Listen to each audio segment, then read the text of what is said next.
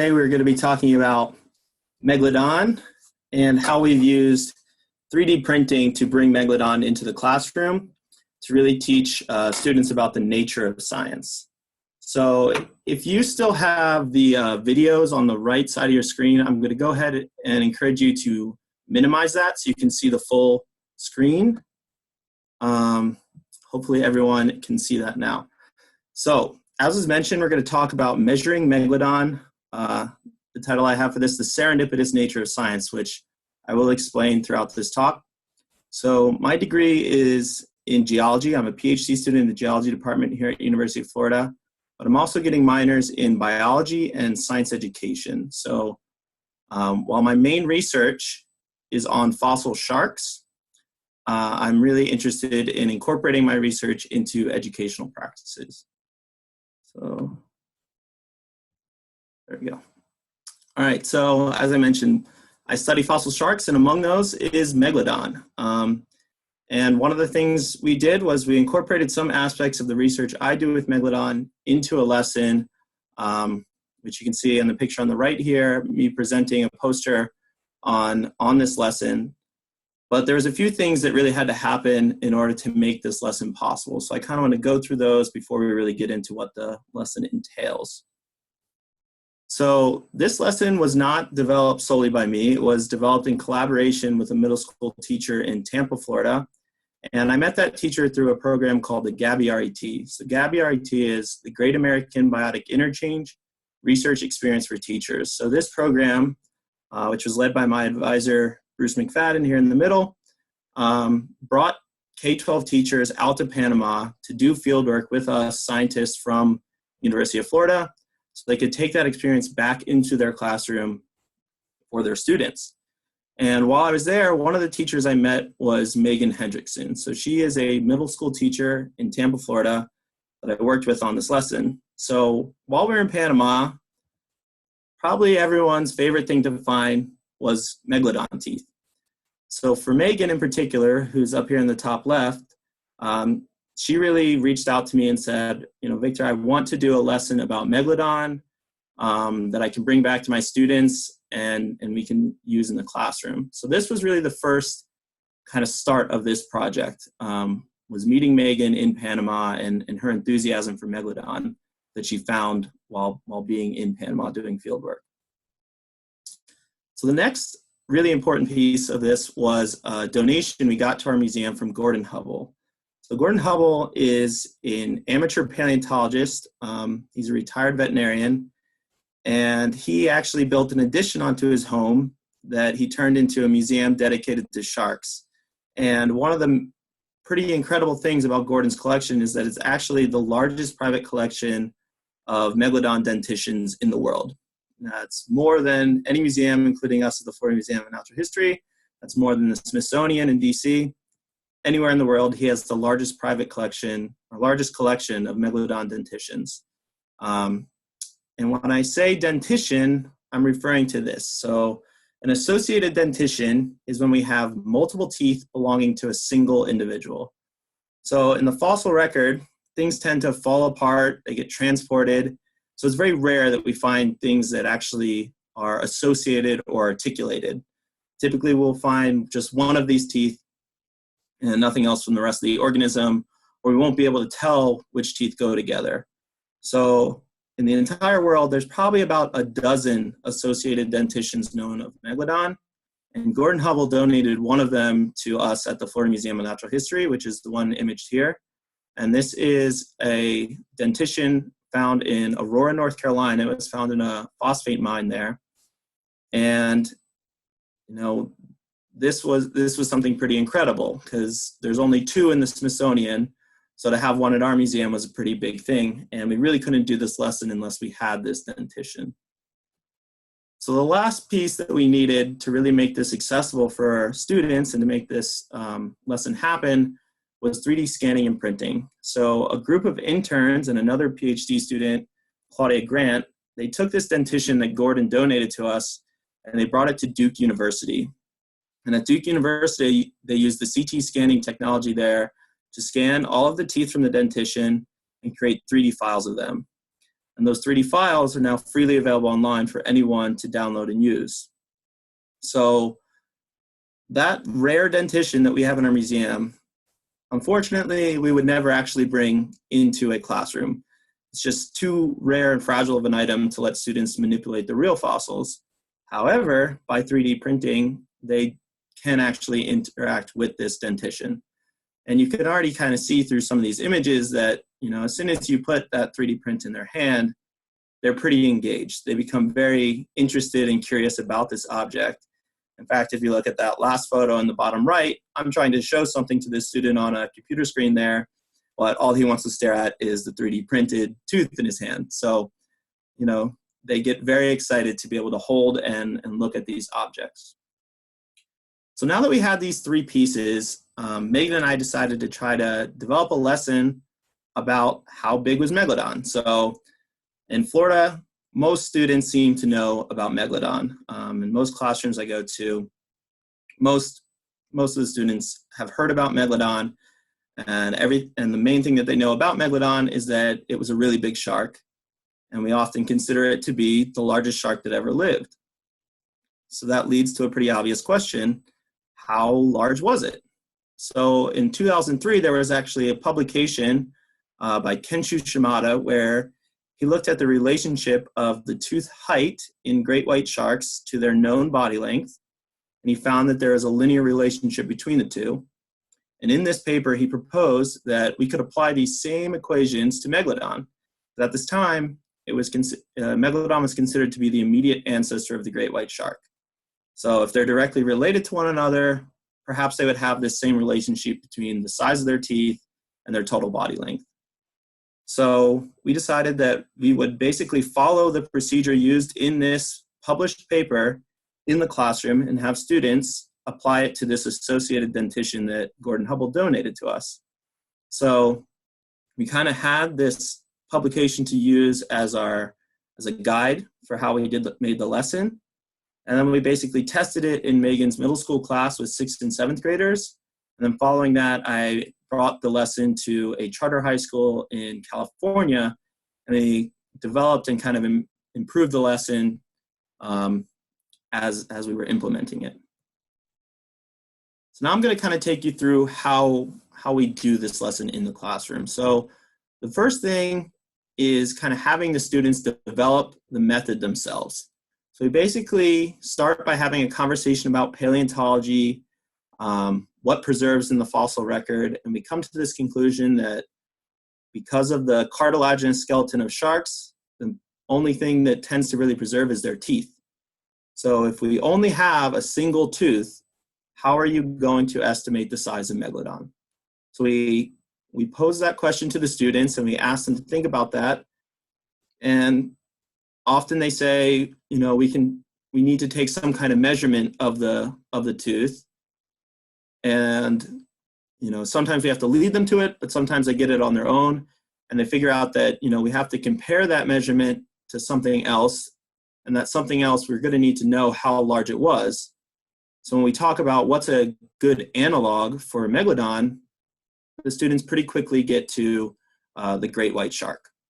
So they basically, on their own, already kind of came up with the procedure that is published in Kenshu Shimada's paper. We need to take some kind of measurement of the tooth, take the same measurement in a modern shark where we know how long it is, and then do some kind of math to figure out how large it is. So once they've kind of developed that concept on their own, I tell them, you're exactly right, and that's what we're going to do today. So the next stage is kind of giving them some background knowledge to allow them to kind of speak about the shark teeth in the way a scientist would. So we show them this image of an associated dentition, and we give them these terms: anterior, lateral, posterior, and we ask them to make observations about the dentition and use these terms to describe it. And pretty much immediately they can say that there's a shift from large teeth in the front of the jaw to smaller teeth in the back of the jaw. There's a change in the symmetry. The teeth become more asymmetric as you get further back in the jaw. Some might notice that there's some subtle differences between the upper and lower jaw. So they start to make some observations on their own. And then we show them a tooth that kind of labels some of the different positions. So you have your crown, which is the portion covered in enamel, and you have your root, that would be what holds the tooth kind of in the jaw. And then some other features that you may or may not see could be serrations or lateral cusplets, just to kind of get them familiar with the terminology that a paleontologist is going to use. And then we show them this image of a jaw with nomenclature. So if you're looking at the bottom right here, we have teeth labeled as A1, A2, A3, L1, L2, so on. And we tell them that A means anterior and L means lateral. And we use an uppercase letter that is for the upper jaw, and we use a lowercase letter that's for the lower jaw. So this is all the actual terminology that myself as a paleontologist and other paleontologists use. So they're able to communicate the way that we would as scientists. And as they're looking at this, they notice these big shifts from the front to the back, but what I really want them to notice is that it's a very gradual change in the shape of these teeth. And if you're given just a single tooth, it's really difficult to actually figure out what tooth position you're looking at. So that's exactly what we challenge them to do next. So we distribute these 3D printed teeth out to the students, and we ask them to try to determine what tooth position they have with those basic observations that they just made. And inevitably, as they're trying to place out these teeth, they realize that they are not 100% correct. The teeth are out of place. They don't have that kind of general trend of large to small. But when you get an associated set and you get it in context of the other teeth, it's easier to put the puzzle together. So in the end, we end up with something like this on the right, where they have all the teeth laid out in the proper position, and they have a sense of how large this dentition actually was. So the next stage is to start implementing the procedure that was published by Kenshu Shimada. So in Kenshu's paper, they're looking at the crown height of the teeth. So that diagram in the upper left there shows you how we measure crown height. It's basically where the root and the crown meet on either side. If we were to connect those two dots and create a perpendicular line from that line up to the crown tip, that is crown height. So in order to do this, we have them translate their tooth into a triangle. So they place those 3 points, connect those dots, and then draw that perpendicular line from point C to line AB. So at this point, we're incorporating some basic geometry here because they need to understand the terms perpendicular, point, and line segment, things like that. So it's a very basic introduction to geometry, but it's an applied portion of geometry, which I think is important. The other thing you'll notice in these pictures that students aren't actually using rulers. We have them use calipers. So it's very similar to the use of a ruler, but for most middle school students and for some high school students, they've never used calipers before. So we're kind of introducing them to some new technology here that we often use as scientists. So that's another aspect of it. So after they've recorded their tooth measurements, they have to look up the equation that matches with their tooth position.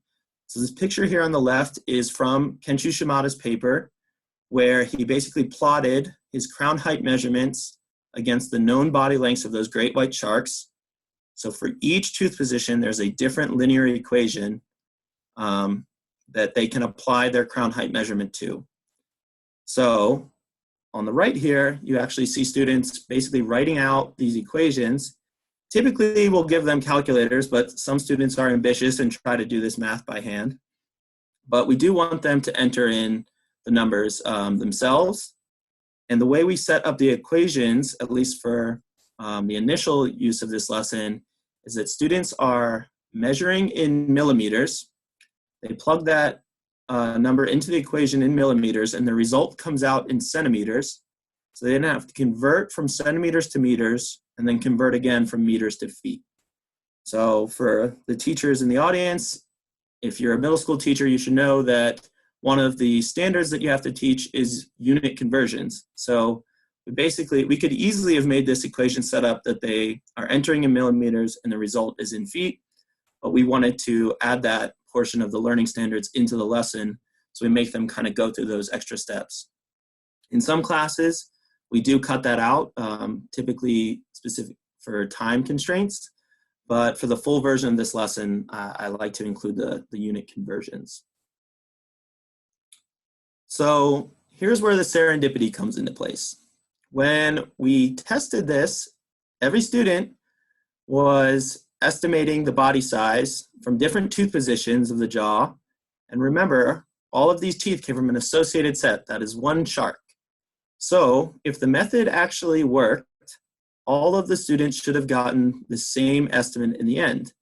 But what they actually found is that estimates from the front of the jaw give you a mean length of around 44 feet. Teeth from kind of the midsection of the jaw are going to give you a mean length of about 64 feet. And teeth from the back of the jaw are going to give you a mean length of over 100 feet. So for this one individual, applying this method, you're going to get body length estimates ranging from 40 to 148 feet. And when we implemented this lesson, we thought it worked. We didn't know that we were going to get this range. And it didn't actually occur to me until we were in the classroom that people that had been testing this method had only been applying it to isolated teeth. No one had actually applied this to an associated dentition. So in the classroom, students actually made this discovery that these equations don't work for estimating the body length of Megalodon. So they actually disproved a published scientific method. And it was at that point that this lesson kind of shifted from being about how big was Megalodon to what is the nature of science. When students realized that they were actually going through the process scientists would do, and they actually made a new discovery to science, that became a very impactful moment for them. And we've actually had students come and give presentations at our professional development meetings about how this lesson impacted them. And there always seems to be a pretty big impact because they don't feel that they can actually do real science as a student, as a middle school student, as a high school student. So this was pretty huge.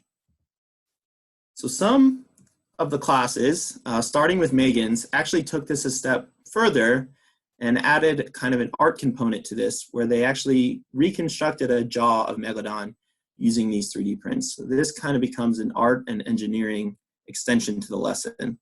They start by kind of designing what this jaw should look like by drawing it out on paper.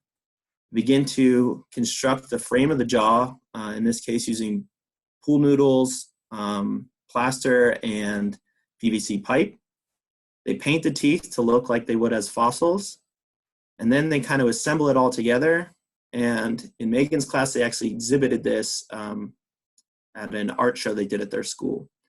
So this was a pretty cool extension that was added onto the lesson. And one of the really exciting things is that this has actually been done at all K-12 levels. It's been done in elementary, middle school, and high schools. And you can see that different schools have put different degrees of detail into the jaws that they make. But I think just the experience of basically creating a museum exhibit as a component of this really adds to the nature of science. If you think about what we do as scientists, our work does not necessarily end once we get our results. Our work, never really ends, but it kind of ends once we've shared our results with other people. So that might be publishing in a journal, creating a lesson, or doing a museum exhibit. So to add this on to the lesson really is doing the nature of science. And one of the cool things, we thought this was so interesting that we actually used the dentition that was created by Megan's class in Tampa. We had to do some repairs to it when we transported it over to Gainesville, but we actually used it for an exhibit we had here at the Florida Museum of Natural History for our 100-year anniversary, where visitors basically did a modified version of this lesson, and they could kind of look through the portal that was this Megalodon dentition created by students. So one of the things we did with this lesson is we actually outline a lot of the different learning targets, and we have specific assessments that align to that. I'm not going to go through all these, but I wanted to show you that they do exist. And with that, we actually have the NGSS standards. So these easily can be translated to the Florida Sunshine State standards. And these are not all the standards covered, but I wanted to show you that these are a few of the main ones we cover. However, if you really want to learn more about the standards that are incorporated in this lesson, I encourage you to look up this publication, and you can actually just put your phone camera up to this QR code and get a link to this publication and get a full list of the different standards that were aligned in this lesson. So just to quickly summarize, I guess through this experience, I basically realized that the nature of science is best taught by emulating real science. You know, science is meant to be replicable, so look up a publication that addresses a question you want to ask and see if you can actually replicate that in your classroom. Next, science is multidisciplinary. So in this case, you know, have that buzzword, STEAM integration.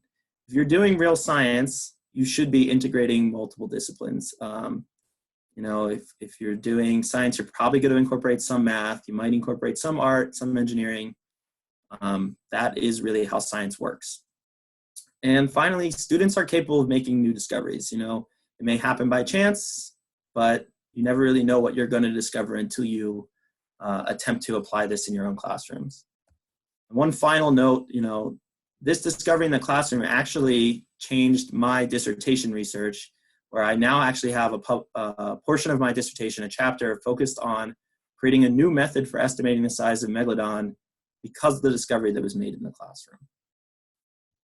So with that, I want to thank you all for joining us in this webinar and use any remaining time to answer questions. And the two links here, the first one is to resources for this lesson, and the other one, MorphoSource, is where you can actually find the 3D prints that you can download for free and use in your classrooms.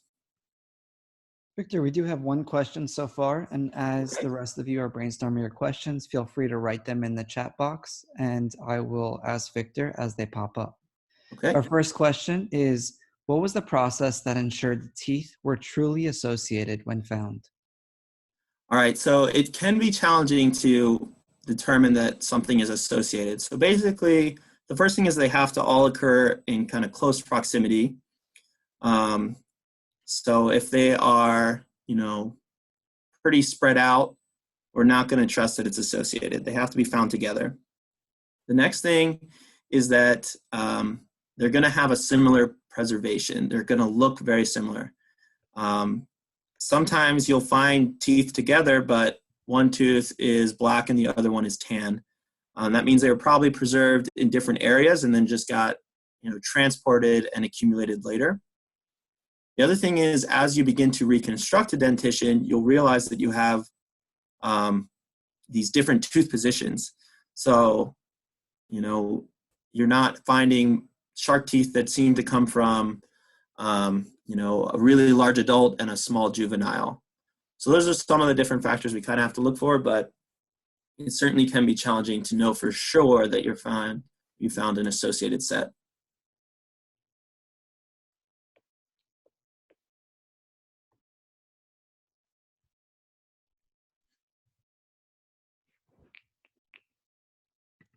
So one more question. Has this been tested on one of the other associated sets as well? So we've done that now with so that additional chapter of my dissertation. We've tested this on 4 dentitions of Megalodon.